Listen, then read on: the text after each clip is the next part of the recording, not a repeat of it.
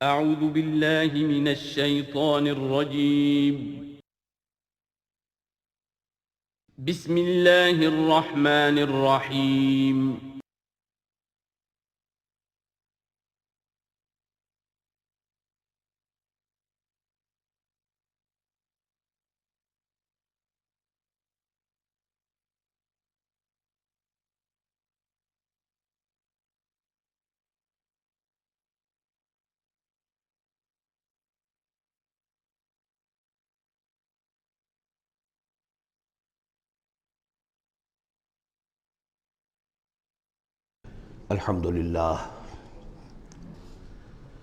الحمدللہ وکفیٰ والصلاة والسلام علی عبادہ الذین اصطفیٰ خصوصاً علی افضلہم وخاتم النبیین محمد الامین وعلی آلہ وصحبہ اجمعین اما بعد فقد قال اللہ تبارک وتعالی کما ورد فی سورة الحدید اعوذ باللہ من الشیطان الرجیم بسم اللہ الرحمن الرحیم سبح للہ ما فی السماوات والارض وهو العزیز الحکیم لہ ملک السماوات والارض یحیی ویمیت وهو علی کل شیء قدیر هو الاول والآخر والظاہر والباطن وهو بكل شيء علیم صدق اللہ العظیم رب اشرح لي صدری ویسر لي امری واحلل عقدۃ من لسانی یفقہوا قولی اللہم ربنا الہمنا رشدنا واعذنا من شرور انفسنا اللہم ارنا الحق حقا وارزقنا اتباعہ وارنا الباطل باطلا وارزقنا اجتنابہ اللہم وفقنا لما تحب وترضى وتقبل منا فإنك خیر المتقبلین اللہم ارحمنا بالقرآن العظیم واجعلہ لنا اماما ونورا وہدى ورحمہ اللہم ذکرنا منہ ما نسینا وعلمنا منہ ما جہلنا وارزقنا تلاوتہ آناء اللیل واطراف النہار واجعلہ لنا حجتا یا رب العالمین آمین۔ سورہ حدید سے قرآن حکیم میں جو مکی اور مدنی صورتوں کے 7 گروپ ہیں ان میں سے چھٹے گروپ کی مدنی صورتوں کا آغاز ہو رہا ہے۔ یہ مقام اس اعتبار سے بہت اہم ہے کہ ایک تو یہ کہ پورے قرآن مجید میں تعداد کے اعتبار سے مدنی صورتوں کا یہ سب سے بڑا گلدستہ ہے۔ سورہ حدید سے شروع ہو کر جو 27ویں پارے کی آخری صورت ہے، پھر سورہ تحریم تک کہ جو 28ویں پارے کی آخری صورت ہے، یہ مسلسل صورتیں ہیں 10۔ اگرچہ حجم کے اعتبار سے یہ زیادہ نہیں ہے، 1.25 پارے سے بھی کم، لیکن صورتوں کی تعداد کے اعتبار سے یہ مدنی صورتوں کا سب سے بڑا گلدستہ ہے قرآن حکیم میں۔ اس لیے کہ ذہن میں تازہ کر لیجئے، پہلے سورہ بقرہ، آل عمران، سورہ نساء، سورہ مائدہ، اگرچہ 6.25 پارے لیکن صورتیں تو 4 ہی تھیں۔ پھر سورہ انفال، سورہ توبہ 2 صورتیں، پھر سورہ نور 1 صورت، پھر سورہ احزاب 1 صورت، پھر 3 صورتیں سورہ محمد صلی اللہ علیہ وسلم، سورہ فتح اور سورہ حجرات، یہ 10 صورتیں۔ دوسری نمایاں بات ان کی یہ ہے کہ ان میں سے 5 صورتیں وہ ہیں جن کا آغاز ہوتا ہے سبح للہ یا یسبح للہ کے الفاظ سے۔ تسبیح کرتی ہے اللہ کی ہر شے جو آسمانوں میں ہے اور ہر شے جو زمین میں ہے۔ اور یہ تسبیح کا ذکر فعل ماضی میں بھی ہے، فعل مضارع میں بھی ہے، اور فعل مضارع عربی زبان میں حال اور مستقبل دونوں کو کور کرتا ہے۔ تو گویا کہ زمان و مکان کا پورا احاطہ ہو گیا کہ جو کچھ آسمانوں میں ہے اور جو کچھ زمین میں ہے وہ اللہ کی تسبیح بیان کر رہا ہے، ہمیشہ سے اب بھی کر رہا ہے اور ہمیشہ کرے گا۔ ان صورتوں کا ایک خصوصی پھر نام ہے ان میں سے المسبحات، وہ صورتیں کہ جو تسبیح باری تعالیٰ کے ذکر سے شروع ہوتی ہیں۔ اس میں شامل کرتے ہیں بعض لوگ سورۃ الاعلیٰ کو بھی، سبح اسم ربک الاعلیٰ، لیکن وہاں وہ حکم کی صورت میں ہے۔ یہ مسبحات جو ہیں اس گروپ میں ان کی خصوصی شان ہے۔ تیسری بات جو کہ مضامین کے اعتبار سے ہے، بلکہ زمانہ نزول کے اعتبار سے پہلے سمجھ لیجئے۔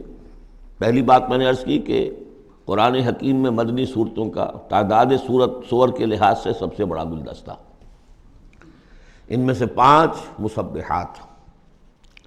تیسری بات یہ کہ ان سب کا باستثناء واحد زمانہ نزول جو ہے وہ حضور صلی اللہ علیہ وسلم کا جو مدنی دور ہے سیرت مبارکہ کا، اس کا نصف آخر ہے، یعنی سن 5 کے بعد نازل ہوئی ہے، سوائے ایک صورت کے، وہ آ جائے گی سامنے۔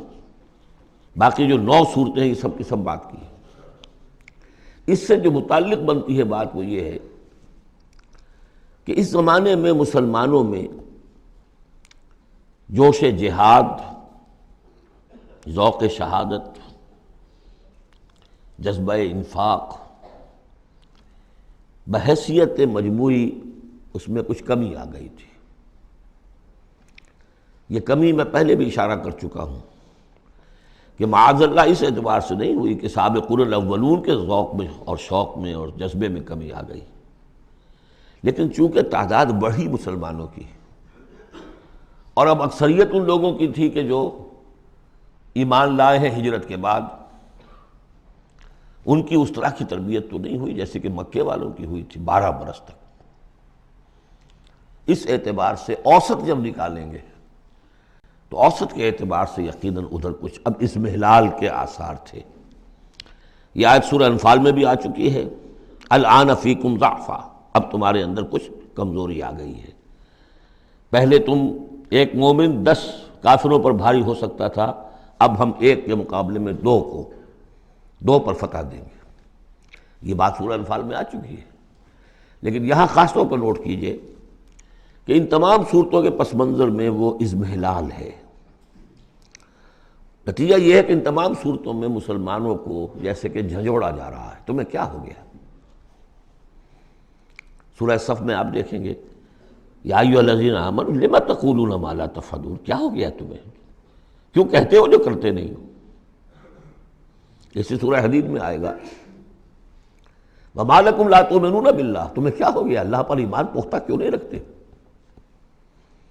وما لکم الا تنفقوا فی سبیل اللہ، تمہیں کیا ہو گیا ہے؟ اللہ کے راہ میں خرچ کیوں نہیں کرتے؟ اسی طرح سورہ جمعہ میں وَإِذَا رَأَوْا تِجَارَةً أَوْ لَهْوًا انفضوا إِلَيْهَا وَتَرَكُوكَ قَائِمًا، تو گرفت کا پہلو ہے، پکڑ کا، اور جھنجھوڑا جا رہا ہے۔ اس میں یقیناً روح سخن منافقین کی طرف بھی ہے، لیکن بحیثیت مجموع ان صورتوں میں جو اصل خطاب ہے وہ منافقین سے نہیں ہے۔ منافقین کے موضوع پر ایک مکمل صورت بھی ہے، اور سورہ حدید میں بھی اس مرض کا جو ہے اس کی پیتھولوجی پورے طور سے بیان کی گئی، یہ مرض پیدا کیسے ہوتا ہے۔ لیکن یہ ہے کہ عام طور پر جو روح سخن ہے وہ ضعفاء کی طرف ہے، کمزور مسلمان، منافق نہیں، یعنی جن کا ایمان اتنا قوی نہیں ہے کہ ہرچہ باد آباد۔ اور یہ میں آپ سے عرض کر چکا ہوں، یہ فرق تو شروع سے بھی تھا۔ السابقون الاولون من المہاجرین والانصار والذین اتبعوہم باحسان رضی اللہ عنہم ورضوا عنہ، اس درجے کے لوگوں میں بھی سب کے سب ایک جیسے تو نہیں تھے، وہ درجات تو بلند ترین ہے، رضی اللہ عنہم ورضوا عنہ، تو فرق تو تھا۔ اور اگر حفظ مراتب نہ کنی زندگی، تو ان درجات کا جب تک کہ آپ لحاظ نہ رکھیں اور نہ سمجھیں تو بات سمجھ میں نہیں آئے گی۔ اس پہلو سے یہاں اصل خطاب جو منافقین سے نہیں ہے، یعنی یہ سورہ نساء اور سورہ توبہ اس کا جو رنگ ہے اس میں اصل خطاب منافقین سے ہے، یہاں وہ بات نہیں ہے، ضعفاء، کمزور۔ اس اعتبار سے آج کے مسلمانوں کے لیے اہم ترین حصہ قرآن حکیم کا یہ 10 صورتیں۔ آج کا ایک مسلمان ان 10 صورتوں کو سمجھ لے جو گویا پورے قرآن کا خلاصہ اس کو مل جائے گا۔ ایک تو اس اعتبار سے بھی کہ جیسے میں نے عرض کیا نفاق کا مضمون آیا سورہ نساء میں، سورہ توبہ میں، اور بھی صورتوں میں آیا، سورہ قتال سے شروع ہو گیا، لیکن یہ کہ ایک چھوٹی سی صورت ہے 11 آیتوں کی اس مجموعے میں، سورۃ المنافقون، وہ خلاصہ ہے اس پوری بحث کا۔ ایمان کی بحث تو مکی صورتوں میں 2/3 قرآن مکی صورتوں پہ مشتمل ہے، اب اس میں التذکیر میں آلاء اللہ جو ہے وہ نکال دیجئے تو ساری بحث ایمان ہی کی تو ہے، توحید کی، آخرت کی، معاد کی، بعث بعد الموت کی، رسالت کی۔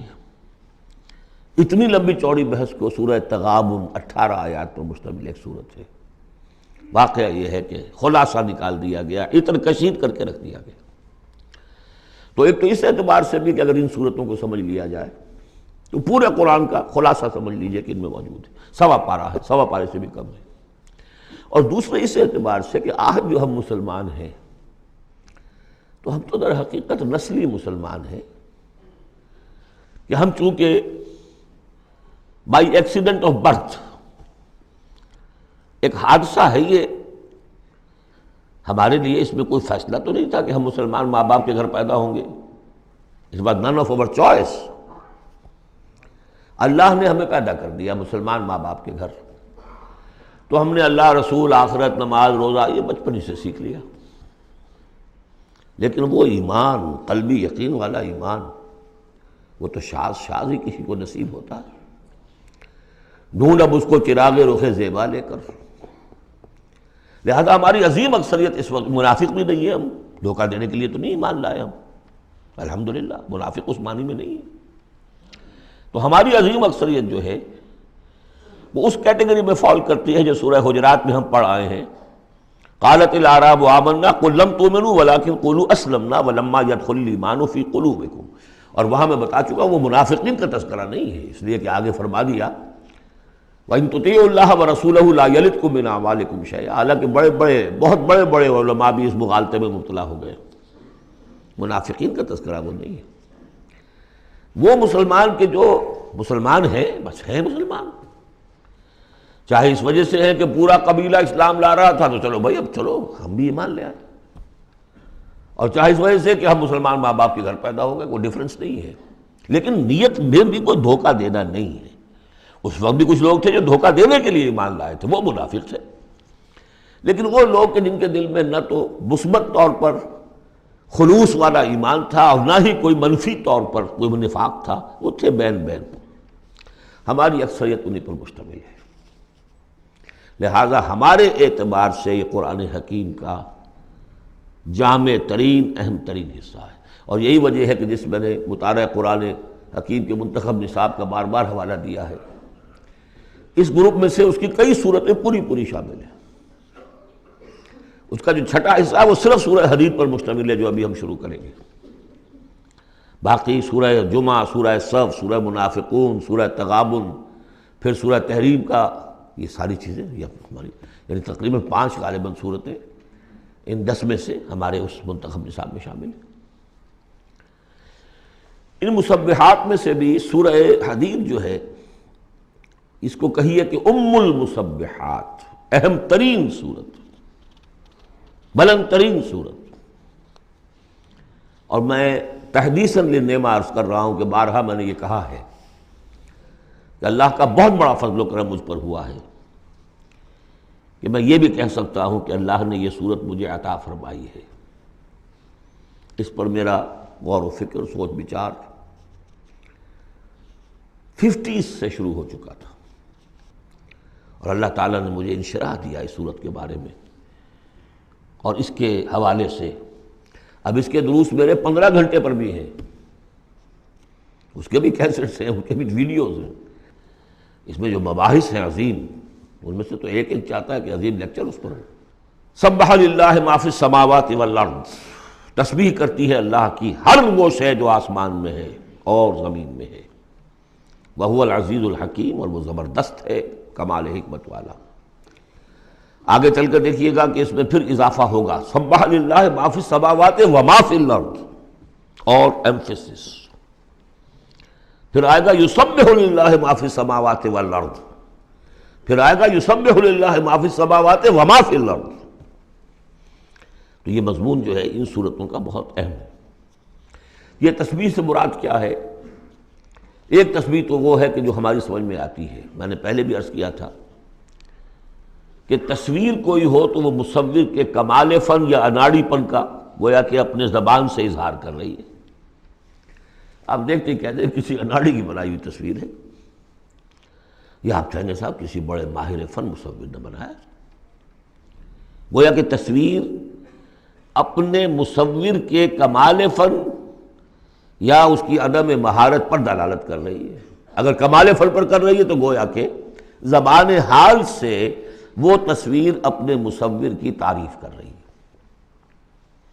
اس معنی میں کائنات کا ذرہ ذرہ اپنے وجود سے گواہی دے رہا ہے، میرا پیدا کرنے والا، میرا صانع، میرا خالق، میرا باری، میرا مصور ہر عیب سے پاک ہے، ہر نقص سے پاک ہے، ایک ہستی کامل ہے، اس کے علم میں، اس کی قدرت میں، اس کی حکمت میں کہیں کوئی کمی نہیں۔ یہ تسبیح حالی ہے، زبان حال سے۔ اور جیسے کہ سورہ بنی اسرائیل میں ہم دیکھ آئے ہیں، یہ بھی ہو سکتا ہے کہ اللہ نے ہر ایک شے کو زبان دی ہو۔ سورہ حامیم سجدہ میں بھی الفاظ آئے، ہمارے ہاتھ پاؤں کہیں گے الیوم انطقنا اللہ الذی انطق کل شیء، آج ہمیں اس اللہ نے زبان دے دی، اس نے ہر شے کو زبان دی ہے، تو ہر شے کی بھی زبان ہو سکتی ہے۔ اور سورہ بنی اسرائیل میں تھا وَإِن مِّن شَيْءٍ إِلَّا يُسَبِّحُ بِحَمْدِهِ وَلَٰكِن لَّا تَفْقَهُونَ تَسْبِيحَهُمْ، تو زبان حال والی تسبیح تو ہماری سمجھ میں آ رہی ہے، ہو سکتا ہے اور معلوم ہوتا ہے کہ وہ ہے ایک کوئی دوسرا پہلو بھی جو ہماری سمجھ سے بالا تر ہے۔ وَهُوَ الْعَزِيزُ الْحَكِيمُ، یہ دو اسماء اللہ تعالیٰ کے بار بار آئے ہیں، بہت مرتبہ آئے ہیں، اور ان صورتوں میں خاص طور پر آپ دیکھیں گے بہت تکرار ہوگی ان کی۔ اس کی وجہ کیا ہے کہ ایک تو یہ کہ یہ دو اسماء جو ہیں اس اعتبار سے ان کا جوڑا جو ہے معنوی اعتبار سے بہت اہم ہے۔ العزیز وہ ہستی کہ جس کا اختیار مطلق ہے، لیکن ہمارا تصور یہ ہے کہ جہاں اختیار زیادہ آ جاتا ہے کرپشن آ جاتی ہے۔ چنانچہ پولیٹیکل سائنس کا تو ایکسیم ہے، یہ فارمولا ہے، authority tends to corrupt and absolute authority corrupts absolutely۔ لہذا ساری جو کوشش ہوتی ہے، دستور بنایا جاتا ہے چیکس اینڈ بیلنسز، جہاں اختیار ہے وہاں پہ کوئی چیکس اینڈ بیلنسز بھی ہونے چاہیے۔ اللہ پر کوئی چیک اینڈ بیلنس ہو ہی نہیں سکتا، کس کا ہوگا؟ تو وہ اختیار مطلق العزیز، اس کو بیلنس جو شے کر رہی وہ الحکیم بھی ہے، اس کی حکمت بھی کامل ہے، اس کا کوئی فعل، اس کا کوئی فیصلہ، اس کا کوئی عمل حکمت سے خالی نہیں۔ یہ دونوں گویا کہ ایک دوسرے کے ساتھ ہے، العزیز الحکیم۔ لہو ملک السماوات والارض، کیونکہ اس سورہ مبارکہ میں خاص طور پر دین، ایک دین کی حیثیت سے کہ جس میں ایک نظام، پورا نظام زندگی آئے اور حکومت بھی اس کے اندر شامل ہو، اللہ کی حکومت، لہذا یہ شانیں جو ہے خاص طور پر نمایاں کی جائیں گی۔ لہو ملک السماوات والارض، اس کے لیے ہے آسمانوں اور زمین کی بادشاہی۔ یحیی و یمیت، وہی زندہ رکھتا ہے، وہی مارتا ہے۔ وہو علی کل شیء قدیر، وہ ہر چیز پر قادر ہے۔ اس سورہ مبارکہ کی پہلی 6 آیات میں اللہ تعالیٰ کے اسماء و صفات کا جو ذکر ہو رہا ہے وہ پورے قرآن میں اس اعتبار سے منفرد ہے کہ بلند ترین سطح پر انتہائی جامعیت کے ساتھ فلسفے اور منطق کی بلند ترین سطح پر ہے۔ تیسری آیت اس کی وہ ہے جس کے بارے میں میں نے آپ کو پہلے سنایا تھا، امام راضی کا قول کہ آ کر کھڑے ہو گئے اس مقام پر جیسے کہ خوف زدہ ہو انسان، دہشت زدہ ہو۔ هو الاول والآخر والظاہر والباطن وهو بكل شيء علیم، وہی اول ہے، وہی آخر ہے، وہی ظاہر ہے، وہی باطن ہے۔ کیا سمجھے اس کو؟ وہی وہ ہے، پھر یہ کیا ہے؟ غالب کا بڑا پیارا شعر ہے، جبکہ تجھ بن نہیں کوئی موجود، پھر یہ ہنگامہ ہے خدا کیا ہے؟ وہی اول، وہی آخر، وہی ظاہر، وہی باطن۔ یہ ہے وہ مقام جس پر کہ آ کر کھڑے ہو گئے امام راضی، اعلم ان ھذا المقام مقام غامض مہیب عمیق، خبردار، ہوشدار کہ رہبر دم تیغست قدم رہا، ہوشیار ہو جاؤ، اب تلوار کی دھار پر قدم آ گیا ہے تمہارا۔ یہ ہے وہ مسئلہ کہ جس کو ہمارے بعض صوفیہ وحدت الوجود سے تعبیر کرتے ہیں، لیکن یہ فلسفے کا مشکل ترین مسئلہ ہے۔ وحدت وجود کی ایک تعبیر وہ بھی ہے جو کفر ہے، شرک ہے، اما وسط، جس کے کفر اور شرک ہونے میں کسی کو اختلاف نہیں، لیکن یہ کہ یہ عام لوگوں کی سمجھ میں آنے والی بات ہے نہیں۔ میں نے امکانی حد تک سمجھایا ہے اور مجھے اطمینان ہے۔ بہرحال اب اس میں یوں سمجھ دیجئے، یہ کائنات حادث ہے، ہم جانتے ہیں کہ حادث ہے، ہمیشہ سے تو نہیں ہے۔ پہلے کون تھا؟ اللہ تھا۔ تو کائنات کا آغاز کہاں سے ہوا؟ اللہ سے۔ پھر ہم پڑھائے ہیں کل من علیہا فان ویبقی وجہ ربک ذو الجلال والاکرام، ایک وقت آئے گا کچھ نہیں رہے گا، وجہ ربک ذو الجلال والاکرام رہ جائے گا۔ تو آخر کون ہوا؟ اب یہ اول و آخر کے مابین جو ہے، اس کا ظاہر بھی وہ ہے، باطن بھی وہ ہے۔ یہ بہت مشکل مسئلہ ہے، لیکن یہ کہ اس کو ایک حدیث نے عام لوگوں کے لیے آسان کر دیا ہے۔ حضور یہ دعا کرتے تھے، اے اللہ انت الاول فلیس قبلک شیء، تو وہ پہلا ہے کہ جس سے پہلے کوئی شے نہیں تھی، وانت الآخر فلیس بعدک شیء، تو وہ آخر ہے کہ تیرے بعد کچھ نہیں، وانت الظاہر فلیس فوقک شیء، تو اس سے اوپر کوئی شے نہیں، وانت الباطن فلیس دونک شیء۔ بہرحال اس کو اسی حد تک اس وقت رکھیے، جن کو زیادہ شوق ہو جائے وہ پھر میرے وہ تفصیلی کیسٹس کی طرف رجوع کریں۔ هو الاول والآخر والظاہر والباطن وهو بكل شیء علیم، وہ ہر چیز کا علم رکھتا ہے۔ اب تو واضح ہو گیا ہے ہی وہ۔ اس سے پہلے ہم پڑھا تھے نحن اقرب الیہ من حبل الورید، تو اس حوالے سے تو یہ دو صفات اللہ کی خاص طور پر آپ دیکھیں گے قرآن میں، علی کل شیء قدیر بکل شیء علیم، دو چیزیں آئیں گی خاص طور پر، ہر چیز کا علم رکھنے والا، ہر چیز پر قادر۔ هو الذی خلق السماوات والارض فی ستۃ ایام، وہی ہے جس نے بنائے آسمان اور زمین 6 دنوں میں، ثم استوى علی العرش، پھر متمکن ہوا تخت حکومت پر، عرش پر۔ یعلم ما یلج فی الارض، یہ پہلے بھی آیت آ چکی ہے سورہ فاطر میں غالباً یا سورہ سبا میں۔ وہ جانتا ہے جو کچھ کے داخل ہوتا ہے زمین میں، وما یخرج منہا، جو کچھ نکلتا ہے اس سے، وما ینزل من السماء، اور جو کچھ اترتا ہے آسمان سے، وما یعرج فیہا، اور جو چڑھتا ہے اس میں، وہو معکم، ویسے پانی بھی اترتا ہے، بخارات بھی چڑھتے ہیں، فرشتے اترتے ہیں احکام خداوندی لے کر اور پھر وہ چڑھتے ہیں، یا تو انسانوں کی جانیں لے کر بھی چڑھ رہے ہوتے ہیں، یا یہ کہ جو بھی یہاں پر ہو رہا ہے اس کی رپورٹس لے کر چڑھتے ہیں۔ زمین کے اندر پانی جذب ہوتا ہے، بیج داخل ہوتا ہے، نکلتا ہے پودا، ان تمام چیزوں کا احاطہ کیا۔ وَهُوَ مَعَكُمْ أَيْنَمَا كُنْتُمْ، تم جہاں کہیں بھی ہوتے ہو وہ تمہارے ساتھ ہوتا ہے۔ وَاللَّهُ بِمَا تَعْمَلُونَ بَصِيرٌ، اللہ تعالیٰ جو کچھ تم کر رہے ہو اسے دیکھ رہا ہے، خود چشمدید گواہ ہے۔ پھر دیکھیے لَهُ مُلْكُ السَّمَاوَاتِ وَالْأَرْضِ، توحید کا یہ تقاضا کہ بادشاہی اسی کی ہو، ایک عقیدے کی توحید ہے بس، یہ کہ بادشاہی اسی کی ہو۔ لَهُ مُلْكُ السَّمَاوَاتِ، آسمان اور زمین کی بادشاہی اسی کی ہے۔ وَإِلَى اللَّهِ تُرْجَعُ الْأُمُورُ، اب تمام معاملات اسی کی طرف لوٹا دیے جائیں گے۔ یولج اللیل فی النہار ویولج النہار فی اللیل، وہ پرو لاتا ہے رات کو دن میں اور پرو لاتا ہے دن کو رات میں، یہ مضمون بھی کئی مرتبہ آ چکا ہے۔ وَهُوَ عَلِيمٌ بِذَاتِ الصُّدُورِ، علم کو دیکھیے کتنی مرتبہ دہرایا ہے، بِكُلِّ شَيْءٍ عَلِيمٌ، يَعْلَمُ مَا يَلِجُ فِي الْأَرْضِ وَمَا يَخْرُجُ مِنْهَا وَمَا يَنزِلُ مِنَ السَّمَاءِ وَمَا يَعْرُجُ فِيهَا، اور یہاں ہوا علیم بذات الصدور، سینوں کے اندر جو کچھ ہے اس کو بھی جانتا ہے۔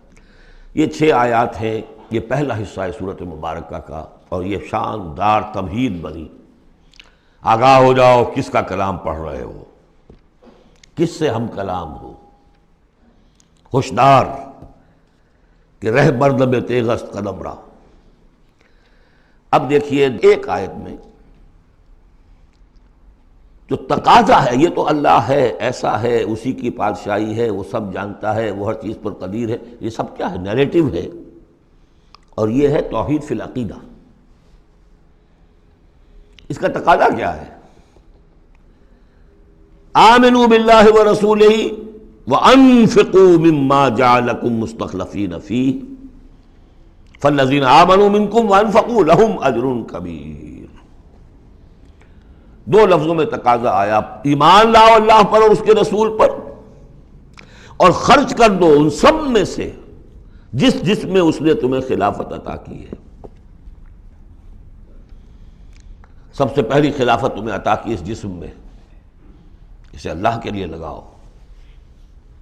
ذہانت، فطانت، طلاقت لسانی، جو دیا ہے، پیسہ دیا ہے، مال دیا، اولاد دی ہے، سب کو اللہ کی راہ میں لگاؤ۔ یہ نفق کا لفظ پیسے کے خرچ کے لیے بھی آتا ہے، جان کے خرچ کے لیے بھی آتا ہے۔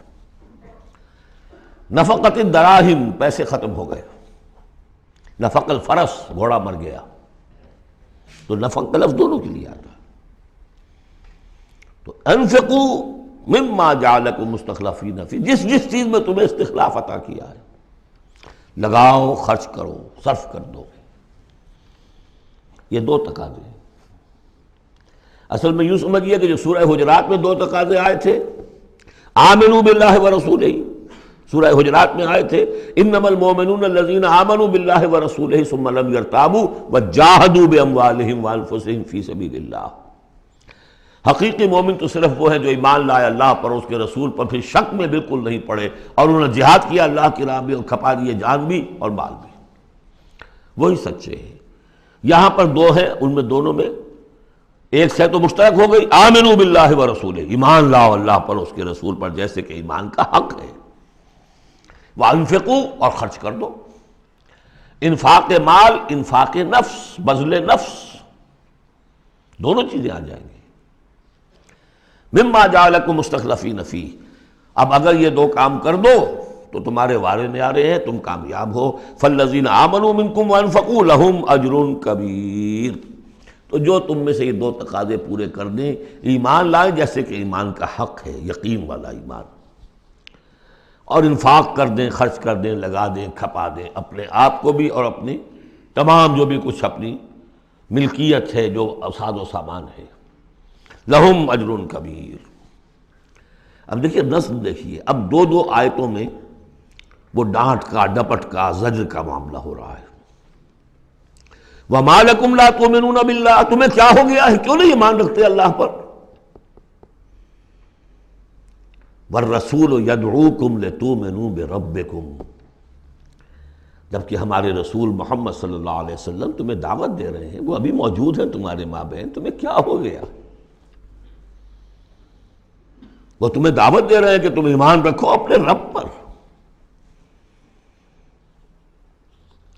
وَقَدْ أَخَذَ مِيثَاقَكُمْ، اور دیکھو تم سے عہد لے چکا ہے تمہارا رب۔ اگر تم ایمان کا دعویٰ کرتے ہو تو عہد در عہد، ایک عہد تو تم کر کے آئے تھے، أَلَسْتُ بِرَبِّكُمْ قَالُوا بَلَىٰ، پھر ایک عہد تم نے کیا سَمِعْنَا وَأَطَعْنَا، پھر تم نے عہد کیا ان اللہ اشتری من المؤمنین انفسهم واموالهم بان لهم الجنہ، بیع و شرح ہو چکی ہے۔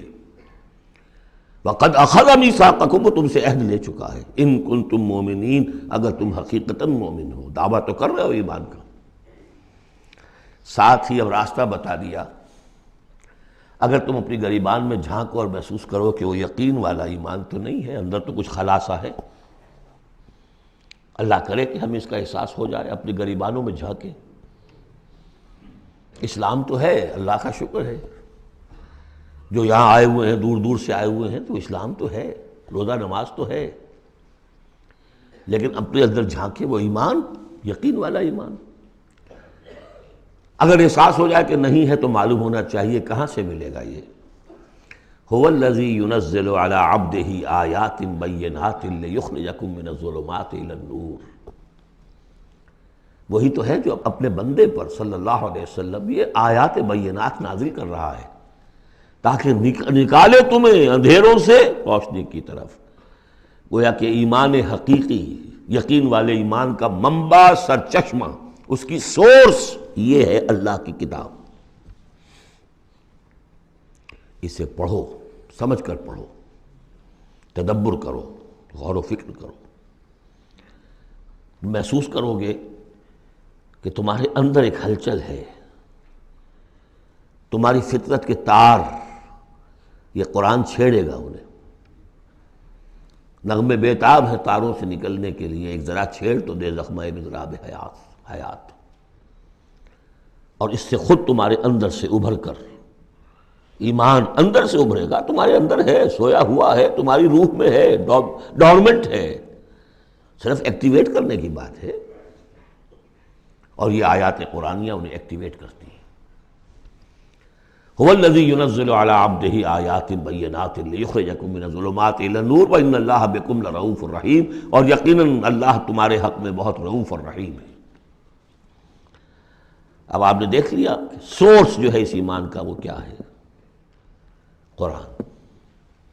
سورہ شورى میں ہم دیکھ آئے ہیں خود حضور کو کہاں سے ملا،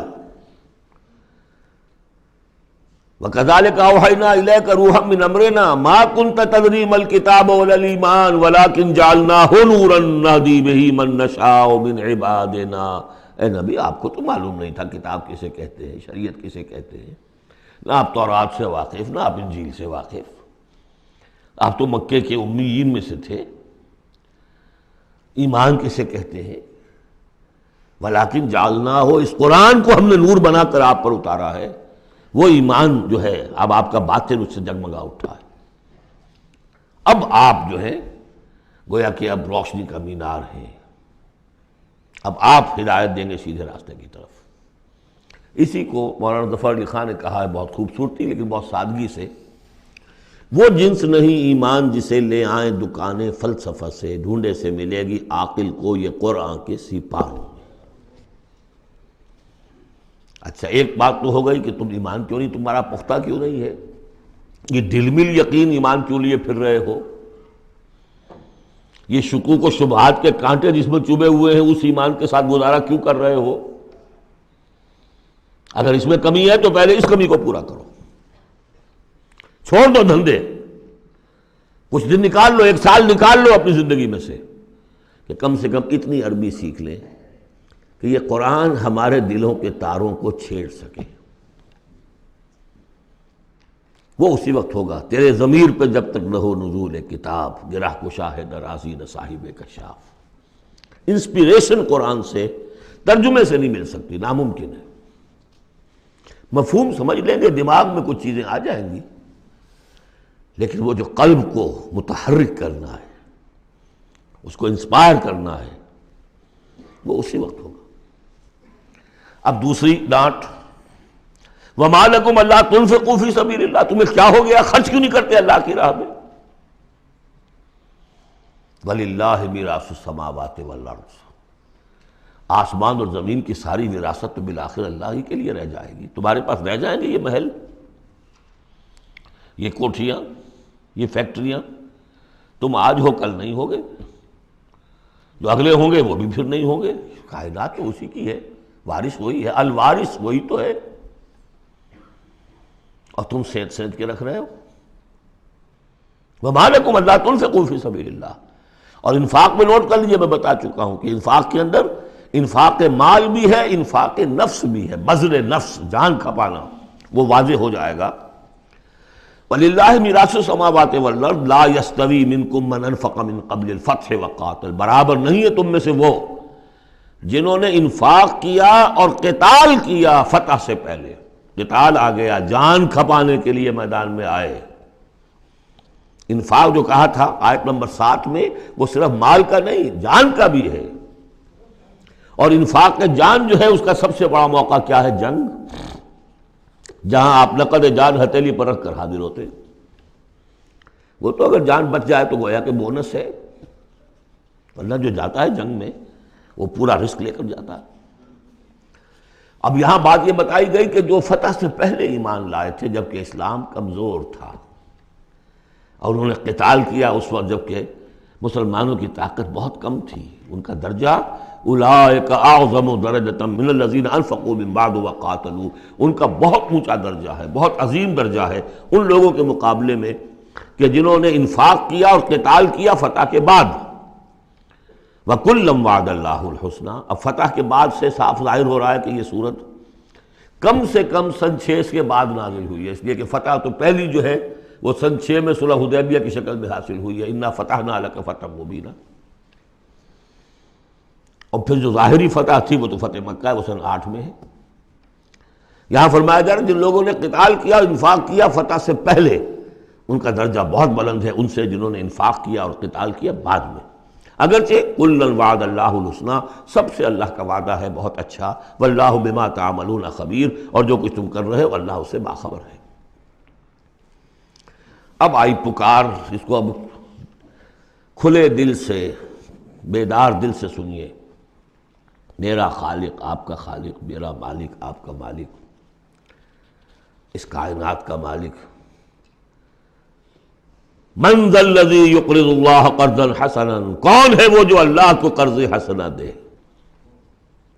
ہے ہمت دینے کی؟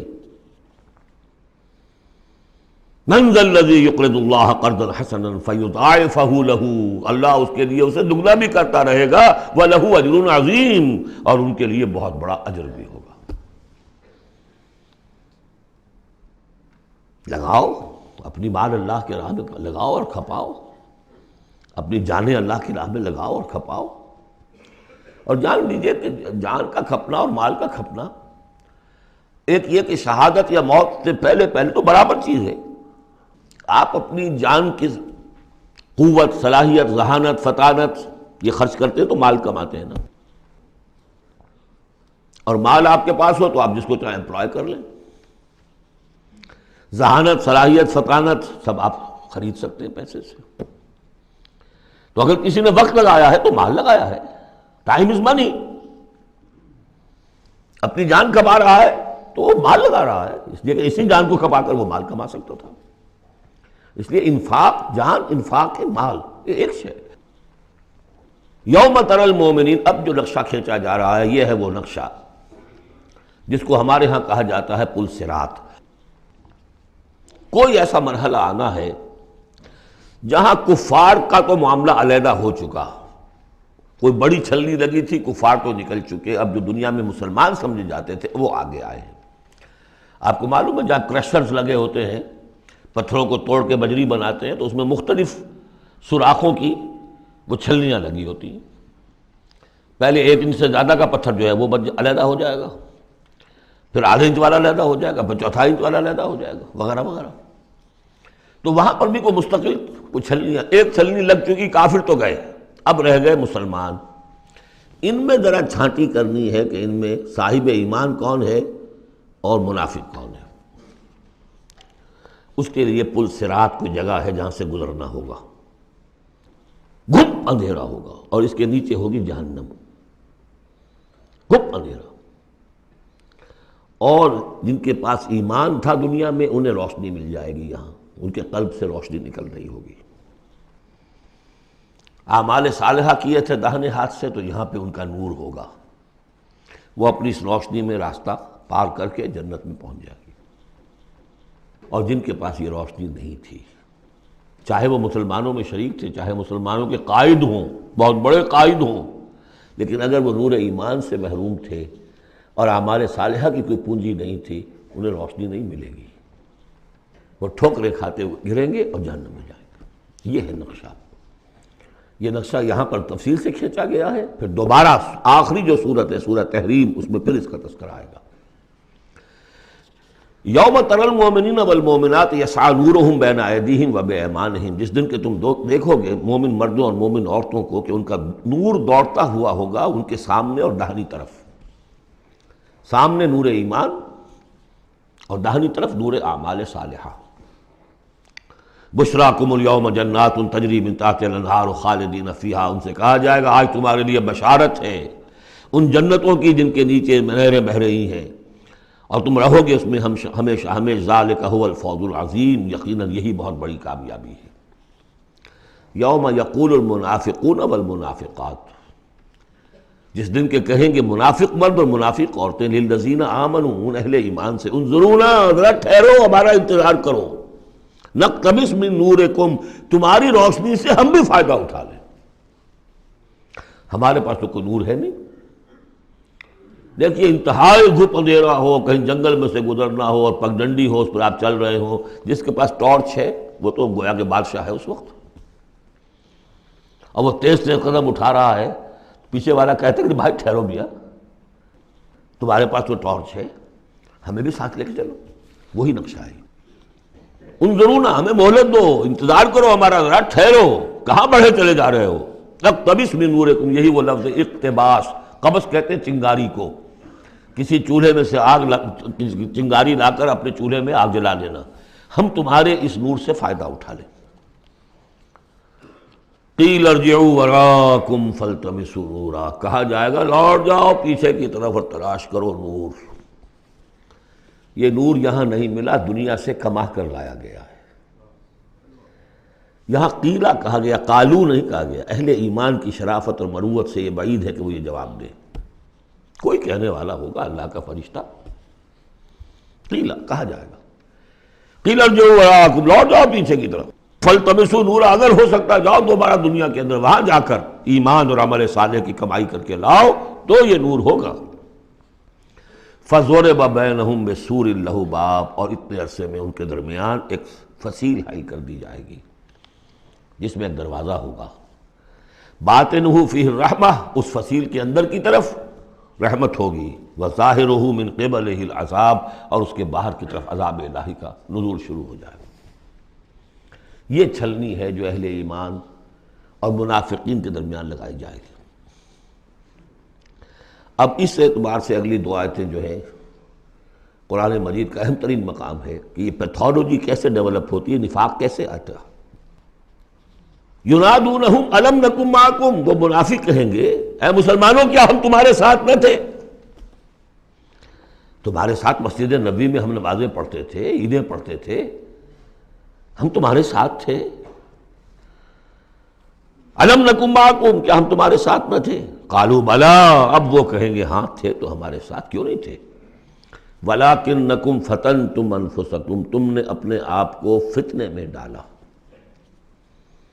فتنہ کیا ہے؟ انما اموالکم واولادکم فتنہ، مال اور اولاد سے ضرورت سے زیادہ محبت، اگر اللہ اور اس کے رسول اور اس کی راہ میں جہاد سے زیادہ محبت ہے اہل و عیال سے اور مال سے، تم نے اپنے آپ کو اپنے ہاتھوں فتنے میں ڈال لیا۔ یہاں ذرا وہ آیت اب یاد کر لیجئے جو سورہ توبہ میں ہم پڑھا ہے، آیت نمبر 24، قل ان کان آباؤکم وابناؤکم واخوانکم وازواجکم وعشیرتکم واموال اقترفتموها وتجارۃ تخشون کسادها ومساکن ترضونها احب الیکم من اللہ ورسولہ وجہاد فی سبیلہ فتربصوا حتی یاتی اللہ بامرہ واللہ لا یہدی القوم الفاسقین۔ اے نبی ان سے کہہ دیجئے کہ اگر تمہیں اپنے باپ اور بیٹے اور بھائی اور بیویاں اور رشتہ دار اور وہ مال جو بڑی محنت سے جمع کیے ہیں، وہ تجارت جس کے کساد کا تمہیں اندیشہ رہتا ہے، اور وہ حویلیاں اور محل جو تمہیں بڑے محبوب ہیں، اگر ان 8 چیزوں کی محبت زیادہ ہے تمہارے دل میں اللہ اور اس کے رسول اور اس کی راہ میں جہاد کی محبت سے، تو جاؤ دفع ہو جاؤ، انتظار کرو یہاں تک کہ اللہ اپنا فیصلہ سنا دے۔ یہ ترازو کس نے ٹلٹ کی ادھر؟ یہ 8 والا پلڑا کیوں ہوا نیچے؟ کیوں نہیں یہ 3 والا نیچے گیا؟ یہ تمہارا فیصلہ ہے، اٹ واز یور چوائس، لہذا فتنتم انفسکم، تم نے خود اپنے آپ کو فتنے میں ڈالا، اور یہ فتنے میں جب ڈالا وتربصتم، نتیجہ تربص نکلا، وہی جو آیت ختم ہوئی آیت نمبر 24 سورہ توبہ کی، فتربصوا، گو مگو میں آدمی مبتلا ہو جاتا ہے، چلوں نہ چلوں، بڑھوں نہ بڑھوں، قدم بڑھاتا ہوں تو یہ خطرات آتے ہیں، یہ مصیبتیں آتی ہیں، رک جاتا ہوں تو باز پرس ہوتی ہے، پوچھا جائے گا، اچھا چلو جھوٹ بول کے جان بچا لوں گا، اس سے آگے بڑھنا شروع ہوتا ہے بس۔ وَلَكِنَّكُمْ فَتَنْتُمْ أَنفُسَكُمْ وَتَرَبَّصْتُمْ وَارْتَبْتُمْ، اور پھر ایک مرحلہ آتا ہے کہ وہ ایمان کی تھوڑی بہت پونجی جو تھی اس میں ریب اور شکوک و شبہات کے کانٹے چبھنے شروع ہو جاتے ہیں، کیا پتہ ہوگی بھی کہ نہیں آخرت، یہ دنیا نقد ہے، اس کی لذت نقد، اس کی کلفت نقد، اس کا عیش نقد، اس کی تکلیف نقد. پتہ نہیں آخرت ہوگی کہ نہیں ہوگی. پھر شکوک و شبہات آئیں گے. آخری بات وغرتکم الامانی، پھر تمہیں دھوکہ دیا مزید تمہاری خواہشات نے. اللہ بڑا بخشنے والا ہے، اللہ پالن ہار ہے، اللہ بخشن ہار ہے. ہم کچھ بھی کریں آخر تیرے محبوب کی امت میں ہیں. We are the chosen people of the lord. غرتکم الامانی، کبھی خیال ہوتا بھی ہے تو یہ تھپکیاں دے دے کر یہ امانی جو ہے یہ سلا دیتی ہے. وغرکم باللہ الغرور حتی جاء امر اللہ، یہاں تک کہ اللہ کا فیصلہ آ گیا. وغرکم باللہ الغرور، اور تمہیں خوب دھوکہ دیا اللہ کے نام پر اس دھوکے باز نے، شیطان لعین نے. یہ سورہ لقمان میں آ چکا ہے. فلا یغرنکم الحیات الدنیا ولا یغرنکم باللہ الغرور. یہ ہے سٹیجز. دنیا، مال، اسباب، اولاد، کاروبار، ان چیزوں میں اتنا انہماک کہ اللہ اور اس کا رسول اور اللہ کی راہ میں جہاد کی جو محبت ہے وہ کمتر ہو جائے. یہ نقطہ آغاز ہے. یہاں سے تربص سے ریب و شکوک، اور ریب و شکوک سے آگے نفاق. فَالْيَوْمَ لَا يُؤْخَذُ مِنْكُمْ فِدْيَةٌ وَلَا مِنَ الَّذِينَ كَفَرُوا، تو آج نہ تم سے کوئی فدیہ قبول کیا جائے گا اور نہ کافروں سے. اشارہ کر دیا گیا دنیا میں تم مسلمانوں کے ساتھ تھے، یہاں تمہارا حشر ہم کافروں کے ساتھ ہے. یہی نفاق کی حقیقت ہے. منافق دنیا میں مسلمان شمار ہوتا ہے، قانون میں مسلمان ہے. آخرت میں جا کر پردہ کھلے گا کہ ایمان کی حقیقت تو تھی ہی نہیں. یہ تو ایک عقیدہ تھا، لیے پھرتا تھا، ایک ڈوگما تھا. دل میں وہ بات نہیں تھی. وَلَمَّا يَدْخُلِ الْإِيمَانُ فِي قُلُوبِكُمْ، وہ ایمان ابھی تمہارے دلوں میں داخل نہیں ہوا تھا. دل کے اندر ایمان نہیں تو نور کہاں سے آ جائے گا؟ اور دل میں ایمان نہیں تو جو نیکی بھی کر رہا ہے وہ دکھاوے کی نیکی ہے، وہ دنیا میں لوگوں کے اندر شہرت حاصل کرنے کی نیکی ہے. ہاں ایمان یہاں ہے تو اب نیکی جو ہے اس کے اندر نور ہے. فَالْيَوْمَ لَا يُؤْخَذُ مِنْكُمْ فِدْيَةٌ وَلَا مِنَ الَّذِينَ كَفَرُوا مَأْوَاكُمُ النَّارُ وَهِيَ مَوْلَاكُمْ وَبِئْسَ الْمَصِيرُ. اب تو تمہارا ٹھکانہ تو آگ ہی ہے اور وہ بہت برا ٹھکانہ ہے. وہی تمہاری مولا ہے، غم خار ہے، دم ساز ہے. کوئی اپنا شکوہ شکایت کرنی ہے، کوئی نالا و فریاد، اسی سے کہو جو کچھ کہنا ہے. بئس المصیر، اور وہ بہت برا ٹھکانہ ہے. اب یہ سب کچھ اگر آپ نے سن لیا تو اب یہ آپ سے ایک اور سوال اللہ تعالیٰ کر رہے ہیں. الم یعن للذین آمنوا ان تخشع قلوبہم لذکر اللہ وما نزل من الحق. کیا وقت آ نہیں گیا اہل ایمان کے لیے کہ ان کے دل جھک جائیں اللہ کی یاد میں اور اس کے سامنے کے جو حق میں سے نازل ہو چکا ہے. یاد ہے اس قرآن کے بارے میں سورہ بنی اسرائیل میں کیا پڑھا تھا؟ وَبِالْحَقِّ أَنزَلْنَاهُ وَبِالْحَقِّ نَزَلَ. ہم نے اس کو نازل کیا حق کے ساتھ اور یہ نازل ہوا ہے حق کے ساتھ. تاخیر، تعویق، یہ کر لوں وہ کر لوں، اس کے بعد بچیوں کے ہاتھ پیلے کرنے ہیں. ابھی ذرا بچوں کی تعلیم کا مسئلہ ہے. تعلیم کیا؟ دنیا کی تعلیم، نری تعلیم دنیا کی. خود ساری عمر گزار دی ہے جن کوچوں کی سیر کرتے ہوئے انہی کوچوں میں داخل کر رہے ہیں اپنی اولاد کو. اور ایسے لوگ بھی ہیں، ایسے ناسمجھ لوگ. کچی عمر میں برطانیہ بھیج دیا، امریکہ بھیج دیا، اور پھر روتے ہوئے آتے ہیں بچہ بگڑ گیا، بچے نے یہ کر دیا، بچہ وہ ہو گیا. یہ تو حال ہے. الم یعن للذین آمنوا ان تخشع قلوبہم لذکر اللہ وما نزل من الحق. کیا وقت آ نہیں گیا؟ کس کے منتظر ہو؟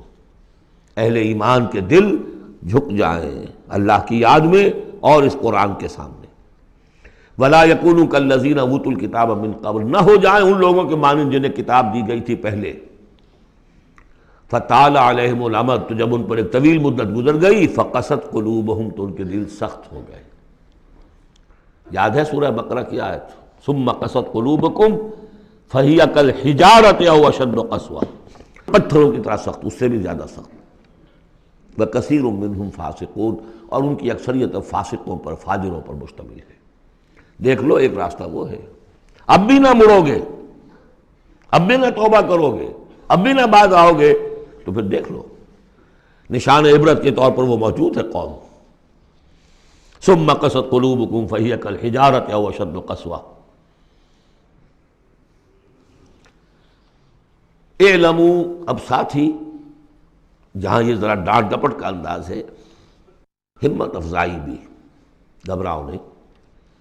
اگر تم یہ محسوس کرتے ہو کہ دل کی زمین، دل کی کھیتی ایمان کے اعتبار سے بنجر ہے، کچھ نہیں اس میں، تب بھی گھبراؤ نہیں، مایوس نہ ہو۔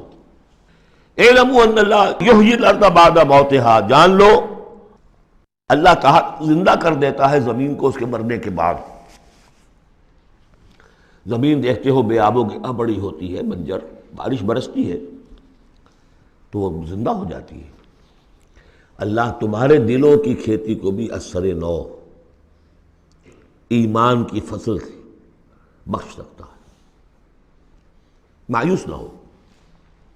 اعلموا ان اللہ یحیی الارض بعد موتہا قد بینا لکم الآیات لعلکم تعقلون، ہم نے تو تمہارے لیے اپنی آیات خوب واضح کر دی ہیں تاکہ تم عقل سے کام لو۔ یعنی ہمت نہ ہارو، کوشش کرو۔ کھیتیاں دوبارہ اس کے اندر فصل آ جایا کرتی ہے، بارش برستی ہے، ہاں لیکن کھیتی کے اندر کچھ ہل چلانا پڑتا ہے، بیج ڈالنا پڑتا ہے، مشقت کرنی پڑتی ہے۔ تو یہاں بھی تمہیں ایک ہل چلانا ہوگا، اور وہ ہل چلانا کیا ہے؟ یہ مال کی محبت ہے کہ جو اس زمین کے اندر جس نے کہ بنجر بنا دیا ہے، اس کو ہل چلاؤ، مال کی محبت نکالو۔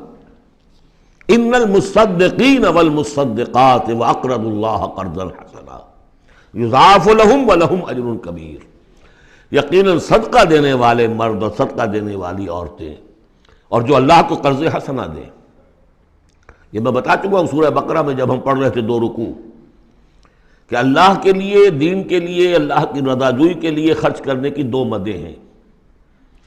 ایک انسانوں میں سے غرباء، مساکین، یتیموں، بیواؤں، بیماروں، مسافروں اور مقروضوں کے لیے خرچ کرنا، وہ صدقہ ہے۔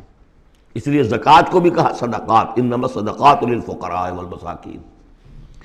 ایک اللہ کے دین کے لیے، اس کی دین کی نشر و اشاعت ہے، اس کے پیغام کو پھیلانا ہے، اس کی تعلیم ہے، پھر اس دین کو غالب کرنے کی جد و جہد ہے، اس کے لیے ساز و سامان چاہیے، اس کے لیے وسائل چاہیے۔ تو ایک ہے صدقہ، ایک ہے اللہ کے ذمہ قرض حسنہ۔ کیوں؟ اس لیے کہ اللہ کے دین کو غالب کرنا ہے، لہذا اس کی جد و جہد میں جو مال خرچ ہو رہا ہے اللہ اسے اپنے ذمہ قرض حسنہ کہتا ہے۔ یہ حل چلانا پڑے گا، مال کی محبت اس سے نکلے گی۔ صدقہ دو گے، اللہ کو قرض حسنہ دو گے، تو یہ جو اس نے بریک لگی ہوئی ہے، جیسے گاڑی کو بریک لگی ہوئی ہے اور آپ جو ہے ایکسلریٹر کو دبا رہے ہیں تو وہ تو راکنگ کرے گی، وہیں کی وہیں کھڑی رہ جائے گی، چلے گی تو نہیں، کیسے چلے؟ بریک لگی ہوئی ہے۔ اس بریک کو کھولو پہلے، اور وہ بریک کیا ہے؟ مال کی محبت۔ اس کا علاج کیا ہے؟ انفاق۔ ان المصدقین والمصدقات واقرضوا اللہ قرضا حسنا یضاعف لهم ولهم اجر کریم والذین آمنوا باللہ ورسلہ اولئک هم الصدیقون والشہداء عند ربہم۔ اب آخری مرتبہ یہ صدیقیت اور شہادت کا بھی مضمون ہمارے ہاں پھر آ گیا۔ اگر یہ بریک کھل گیا، اب گاڑی کو چلاؤ، گاڑی چلے گی، لیکن اب مختلف طبائع کی مناسبت سے اگر تو تمہارا مزاج صدیقین والا ہے، صدیقیت کے مرتبے کو پہنچ جاؤ گے۔ اگر مزاج شہادت والا ہے، شہداء کے مقام کو حاصل کر لو گے۔ اولئک مع الذین انعم اللہ علیہم من النبیین والصدیقین والشہداء والصالحین۔ بریک لگی بھی ہے تو کچھ نہیں ہوگا، مال کی بریک کھولو، گاڑی چلاؤ۔ جو یہ کر لیں گے والذین آمنوا باللہ ورسولہ، اب ایمان اور اللہ پر اور اس کے رسول پر ایمان کا، اب یہ ایکسیلریٹر دباؤ گے تو نتیجہ کیا نکلے گا؟ اولئک هم الصدیقون والشہداء عند ربہم، انہی میں سے صدیق ہوں گے، انہی میں سے شہداء ہوں گے ان کے رب کے پاس۔ لہم اجرہم ونورہم، ان کے لیے ہوں گے ان کا اجر اور ان کا نور۔ اجر بھی ملے گا، نور بھی ملے گا۔ نور وہ جو آخرت میں ملنا ہے، میدان حشر میں ملنا ہے، پل صراط پر گزرنے کے لیے ملنا ہے، اور اجر وہ ہے جو جنت میں داخل ہو کر ملے گا۔ لہم اجرہم ونورہم والذین کفروا وکذبوا بآیاتنا اولئک اصحاب الجحیم، اور جن لوگوں نے کفر کیا اور ہماری آیات کو جھٹلایا، یہ لوگ ہیں جہنمی۔ اعلموا انما الحیات الدنیا لعب ولہو وزینۃ وتفاخر بینکم وتکاثر فی الاموال والاولاد۔ اب جو چیز بریک تھی اس کو سمجھ لو، بریک کی حقیقت کیا ہے؟ دنیا کی محبت۔ جان لو کہ یہ دنیا کی محبت کیا ہے اس کے سوا کہ کچھ عرصہ کھیل کود میں گزرتا ہے، لعب۔ بچپن میں اور کسی چیز سے کوئی دلچسپی نہیں ہوتی۔ باپ کا کاروبار ٹھیک چل رہا ہے کہ نہیں چل رہا ہے، بچے کو اس سے کیا غرض؟ انہیں تو اپنا کھیل کود کرنا ہے۔ لہو، ذرا سا ٹین ایج آئی تو اب کھیل معصوم کھیل نہیں رہتا، اس میں کچھ سینشول گریٹیفیکیشن شروع ہو جاتی ہے، لہو۔ اور اسی وقت جو ہے زینت، بناؤ سنگھار بہت ہوتا ہے، بہت۔ اس ایج میں مردوں کو بھی خیال ہوتا ہے ٹھیک ٹھاک لباس ہو، پورا جو ہے ہمارے فیشن کے مطابق ہو، ویری سینسٹیو۔ اس کے بعد ذرا عمر بڑھتی ہے، تفاخر بینکم، اب فخر، نسل پر فخر، مال پر فخر، دولت پر فخر، اور فخر میں بڑھ جانا، تفاخر بینکم۔ لیکن جب ذرا زندگی ذرا اور ڈھلی، تکاثر فی الاموال والاولاد، کثرت سے مال اور اولاد۔ اس کے بعد یہ ہے، ایک سٹیج پر تو یہ ہوتا ہے کہ مونچھ نیچی نہ ہو چاہے سب کچھ چلا جائے، اور اگلی سٹیج پر یہ ہوتا ہے کہ مونچھ نیچی کیا، شیو بھی ہو جائے تو کوئی بات نہیں، مال آنا چاہیے۔ یہ عجیب آیت ہے، انسانی زندگی کے یہ نفسیاتی مراحل ہیں۔ بہت کم لوگوں نے سمجھا اس آیت کو۔ اس کا ہر دور میں کوئی ایک شے ہوتی ہے جو انسان کے اس ذہن پر اور نفسیاتی اعتبار سے اس کے نزدیک بڑی اہمیت کی حامل ہوتی ہے۔ بچپن میں کھیل کود، ذرا اس سے بڑا ٹین ایجرز، اس میں لہو وزینۃ، اس سے اوپر آئے تفاخر، اس سے اوپر آئے اب یہ ہے کہ بڑا ریئلسٹک ہو جاتا ہے آدمی، چھوڑو میاں ان باتوں کو، پیسے کی فکر کرو، رکھو اس کو، سنبھالو۔ تکاثر فی الاموال والاولاد کا مسئلہ غیث، میں نے بارہا کہا یہ ایک لائف سائیکل ہے، ہیومن لائف سائیکل۔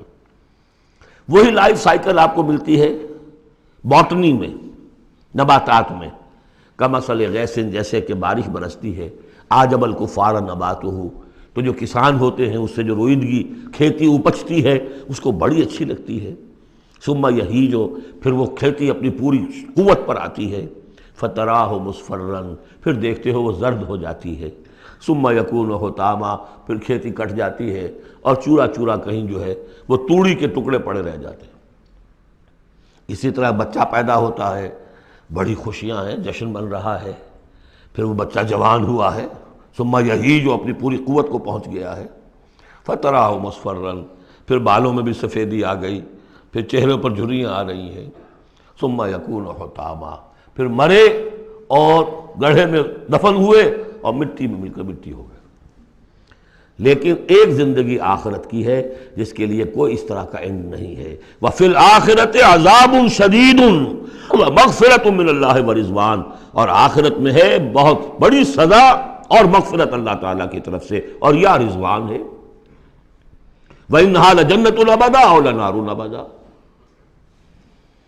وَمَا الْحَيَاةُ الدُّنْيَا إِلَّا مَتَاعُ الْغُرُورِ، اور جان لو کہ دنیا کی یہ زندگی تو سوائے دھوکے کے ساز و سامان کی اور کچھ نہیں ہے۔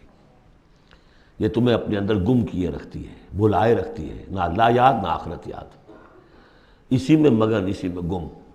کافر کی یہ پہچان کہ آفاق میں گم ہے، اور مومن کی یہ پہچان کہ گم اس میں ہے آفاق۔ بارک اللہ لی و لکم فی القرآن العظیم ونفعنی وإیاکم بالآیات والذکر الحکیم۔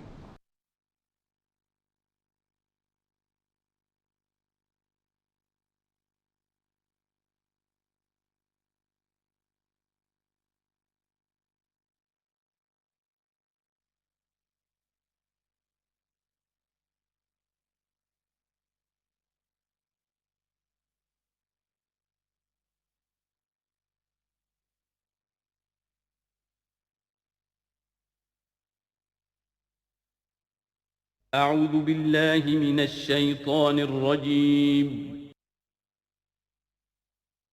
بسم الله الرحمن